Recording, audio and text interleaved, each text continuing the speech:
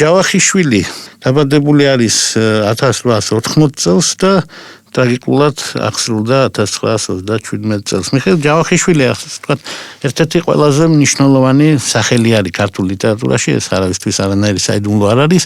ძალიან ბევრისთვის, მათ შორის ჩემთვის, ის არის მწერალი ნომერი 1, ჩვენი ნომერი პირველი პროზაიკოსი და საერთოდ ქართულ ლიტერატურაში იმ ხაზის მეთაური, რომელსაც ქვია ქართული, ასე ვთქვათ, ნამდვილი ლიტერატურა, ნამდვილი იმ თვალსაზრისით, რომ არა მაგიური ლიტერატურა, როგორც შეიქმნა შემდგომში, ქართული რეალიზმის თვალსაზრისით უკეთესი წერალი ჩვენ არ გვყავს. ეს არის ჩვენი ფოლკნერიც, ჩვენი, ასე ვთქვათ, მე ვიტყოდი ლევ ტოლსტოის და დოსტოევსკის და ასე შემდეგ, იმიტომ რომ ძალიან სერიოზული სიდიდე არის მიხეილ ჯავახიშვილი.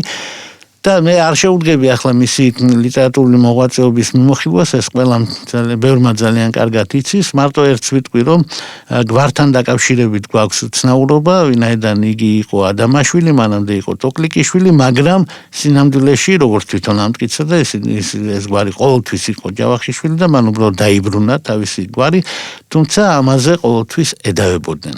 საქართველოში არც სიცოცხლეში და არც სიკვდილის შემდეგ არავის იმდენი მტერი არ ყოლია როგორც მიხეილ ჯავახიშვილს, რაც იმას ნიშნავს, რომ მასთან გამართლდა ვაჟებშეველას სიტყვებით, ცუდას რაც უნდა მტერობა, კარგია მუდამ მტრიანი. მიხეილ ჯავახიშვილი ძალიან სერიოზული სიდიდეა საიმისოთ, რომ მასზე ვილაპარაკოთ, მაგრამ მე მენანება ჩვენი გადაცემა ამას ვერ მოერევა. მიხეილ ჯავახიშვილს როგორც ფენომენს ერთი გადაცემა არ ეყოფა ნამდვილად ვიცი, ამიტომ ჩვენ შევჩერდებით მის ერთ რომანზე, მის ასე ვთქვათ ძალიან სერიოზულ და ყველაზე სერიოზულ ჩემი აზრით რომანზე, რომელიც არის ნაციონალური ტრაგედიის ამსახველი რომანი და რომელიც ასე ვთქვათ ამავე დროს არის საქართველოში ლიტერატურის დამადასტურებელი პასპორტი, ასე ვთქვათ. აი რა შეუძლია ქართულ ლიტერატურაში შეუძლია დაწეროს წიგნი, თურმე, რომელსაც როცა კი წაიკითხავ, როცა კი დადგამ, როცა კი ეკრანზე გადაიტან, როცა ტელევიზიაში გადაიტან, იმ წუთას ატყდება ხმაური და ჩხუბი საქართველოში და იმ წუთას იქნება გაწევ-გამოწევა და იმ წუთას იქნება მცდელობა კიდევ ერთხელ დახვრიტონ მწერალი მიხეილ ჯავახიშვილი. მიხეილ ჯავახიშვილი რო დაიხვრიტა 1937 წელს, ეს ერთადერთი თითქმის შემთხვევა არის იმისა, რომ იგი დაიხვრიტა როგორც მწერალი, ის არ დაიხვრიტა როგორც მოღვაწე, ის არ დაიხვრიტა როგორც ანტისაბჭოთად გაწყობილი პიროვნება, თუმცა ეს ყველაფერი შეიძლება ყოფილიყო. არა, ის დაიხვრიტა როგორც მწერალი, იმიტომ მას არ ეპატია ის, რომ მან გაბედა ეთქვას, ისე როგორც ილია ჭავჭავაძეს არ ეპატია კაცი ადამიანი, დარწმუნებული ვარ, რომ მიხეილ ჯავახიშვილს როგორც ჩანს არ ეპატია ჯაკოს ხიზნები, ვინაიდან ჯაკოს ხიზნები არის საშინელი სიმართლე არა მარტო ერთ გადაგვარებულ ადამიანზე, ესაა საშინელი სიმართლე ჩვენს ქვეყანაზე და ესაა საშინელი სიმართლე ჩემზე. ესაა საშინელი სიმართლე შენზე, ძვირფასო რადიო მსმენელო, 1000 წელი გავა და ეს იქნება საშინელი სიმართლე ჩვენზე ქართველებზე და მე მინდა რომ ამ საშინელ სიმართლეს ძალიან სერიოზულად მივახლოვდეთ, მაინც რა გვიქნა ასეთი რატომ დაგჭაგრა ასე მიხეილ ჯავახიშვილმა, რატომ დაწერა ჯაკოს ხიზნები, რომელიც სხვა ჩვენის პირველად ჟურნალ ნათობში გამოქვეყნდა 24-25 წლებში, 24 წელს მეშვიდე მერვე ნომერში და 25 წელს პირველ ნომერში. წელს სიცოცხლეშივე ცალკე წიგნად გამოიცა ორჯერ, 25 და 26 წლებში, დაბეჭდილია თხზულებათა კრებულის მე-13 ტომში, 34 წელს, 57 წელს კი ეს წიგნი სახელმწიფო გამომცემლობამ გამოსცა ცალკე წიგნად, რომლის დაწერას ჩვენმა მწერალმა ძალიან იოლად წერდა საერთოდ, მაგრამ ამ კონკრეტული რომანის დაწერას მან მოანდომა 20 წელი. ამ რომანში მე-20 საუკუნის დასაწყისი საქართველოს სოციალური პრობლემებია წარმოჩენილი და არის მიჩნეული, რომ ეს არის მისი ყველაზე მნიშვნელოვანი ნაწარმოები. მიხეილ ჯავახიშვილი თვითონ ამბობდა, რომ ჯაკოს ხიზნები 24 წელს გაზაფხულის დასასრულს და შემოდგომის დასაწყისში დავწერეო. 28 წელს დავით კასრაძესთან საუბარში ამბობდა კვაჭი კვაჭანტირაძეს მივაყოლე ჯაკოს ხიზნები. ქურთა თამარაშენში ყოფნის სახსოვარია, მართალია რომანმა აუარებელი მკითხველი გამიჩინა, მაგრამ აუარებელი დამაწყევარიც. კრიტიკაში ბევრი მაქებდა გულახდილობისთვის, ბევრი მაძაგებდა. ზოგიერთმა ისიც კი მითხრეს, თუ გინდა რომ ძველებურად მიგიყო და გულთბილად მოგეყრათ, შენი შემოქმედებიდან ჯაკო ამოშალეო. ჯერეთი რუსების თქმის არ იყოს კალმი დაწერის ნაჯახით ვერ ამოში და მეორე საკითხი მართლაც ასე რომ იყოს დაყენებული მაშინ მე ყველაფერს დავთმობ მაგრამ ჯაყოს და ცეთ საყელოს ვერავინ გამამეტებინებს მე მგონი ეს პირდაპირ ფორმულა არის ქართული ლიტერატურის ასე ვთქვათ პროზაული შემადგენლის მთავარი ორი ფრთა არის დასახელებული ჯაყოს ხიზნები თეთრი საყელო მე მგონი ჩემი უსაყვარლესი ორი ნაწარმოები მაგრამ იცით ეს სიყვარული არ ნიშნავს იმას რომ მე სიმპათია მიჩნდება ამ წიგნის კითხვაზე ეს მტკივნეული წიგნია რა თქმა უნდა როდესაც ჯოის კითხულობდა თითქმის ფიზიოლოგიურად გაგზნობინებს ავტორი თირკმელს რო წვავს ლეოპოლდ ბლუმი და შარდისონი რომ მოდის პირდაპირ ფურცლებიდან ზუსტად ასე ქართველი ხალხის, მისი საზოგადოების, მისი ასე თქვა საუკეთესო ნაწილის, მისი განათლებული იდეალისტი ნაწილის ხრწნის და ლპობის სუნი მოდის ამ საშინელი ნაწარმოებიდან, რომელიც დაჯერება ჩვენ არ გვინდა რომ ქართველი ხალი ეს ყდემა მოსილია შესანიშნა ეს ხალი რომელსაც ჩვენ შუა საუკუნეებიდან ძეგლი დაუდგით და ვეფხისტყაოსანი დაუწერეთ და თამარის სახით ასე თქვა გავაღმერთეთ და ყველა მეორე ხალხს თამარი დავარქვით და თქვენს მონამორჩილსაც ქალიშვილად თამარი ყავს ისე როგორც ნახევარან მეტ საქართველოს აი მიუხედავად იმისა, რომ ჩვენ ასეთი თაყვანისმცემლები ვართ ქალებისა, არავინ ისეთი ქართველი ხალი არ არის, მეორე ქართველი, მეორე მახასიათებლების მიხედვით, მეორე ისეთი ნაღდი ქართველი ხალი არ დადის დედამიწის სულზე, როგორც მარგოა.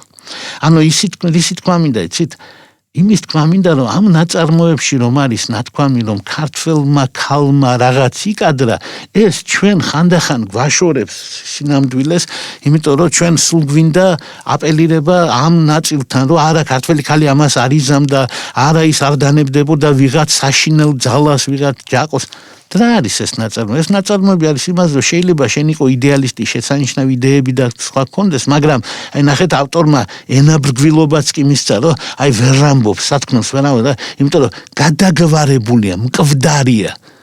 და თემურაზ ხევისთავი ერთი კლასიკი არ არის, რომელიც გვხვდება. თემურაზ ხევისთავი ჩვენ ვართ, საქართველო, რომელიც გვხვდება. თუ საქართველო გადარჩება, ისევ იმიტომ გადარჩება, რომ ამ მწერალმა თეთრი საყელოც დაწერა. იმიტომ გადარჩება, რომ სხვა მწერალმა მთვარის მოტაცება დაწერა.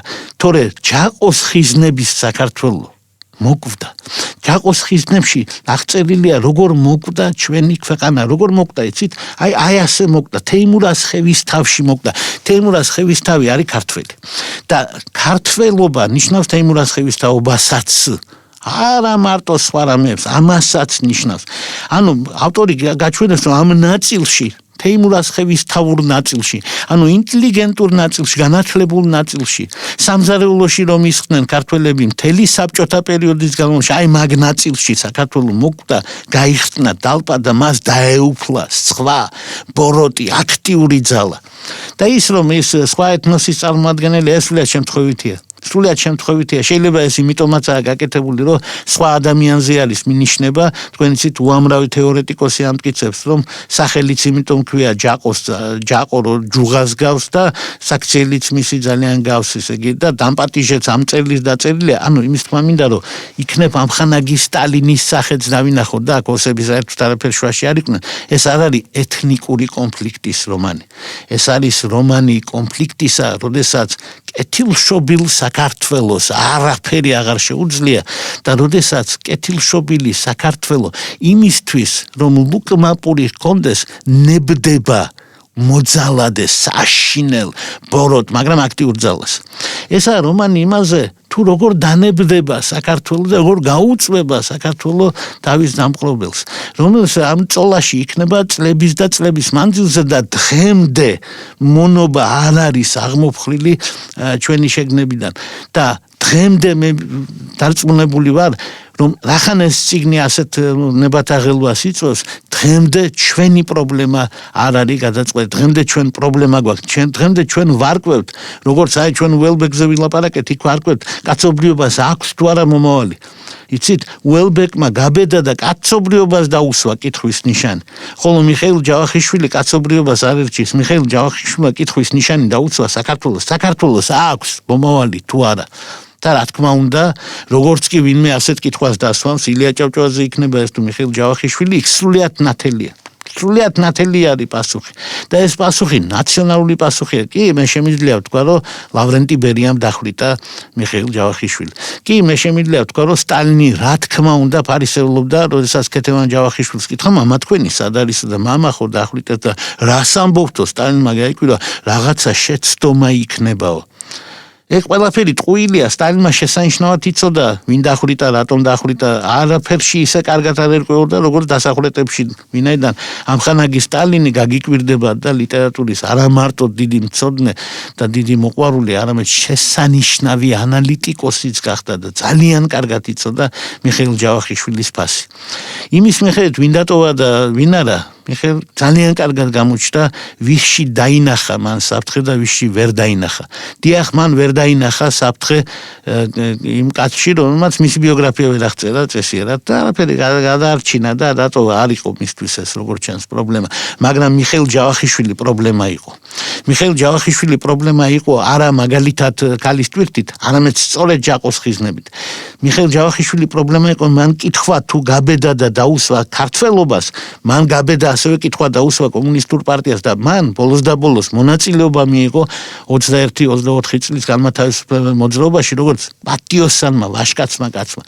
მე ვიცი, რომ მიხეილ ჯავახიშვილთან კითხვები დარჩა მისი სიკვდილის შემდეგაც და არის ბუნებრივია, ეს არ არის ძალსახად მისი დამოკიდებულება, თვითონაც ძალიან ბევრი ცოდვა აწევს, როგორც ბევრი ვინმეს, ვინც 30-იან წლებში იცხოვრა, მაგრამ ერთი რამ მინდა ვთქვა, საქართველოს საამაყოთ აქვს ის, რომ მას ყველაზე უფრო დიდი განსაცდელის ჯამს კი არ მოეფერნენ მწერლები და კი არ უთხრეს, რომ დედა და კარგი ხარ და გაუპატიურებული ცრალამაზი ხარ, არამედ სიმართლე პირდაპირ სახეში მიახალა ყველაზე დიდმა მისმა მწერალმა მიხეილ ჯავახიშვილმა. ეს საამაყო ამბავია, მე მეამაყება, რომ იგი ჩვენი თანამემამულია, მე მეამაყება, რომ ეს წიგნი არსებობს და მე აბსოლუტურად დარწმუნებული ვარ, რომ ამ წიგნს 1000 წლის მომავალი აქვს, სანამ იქნება ქართველი ხალხი, მანამ იქნება ეს წიგნი და იმედი ვიქონიოთ, რომ ქართველი ხალხი დიდხანს შეინარჩუნებს ამ მწერლობას.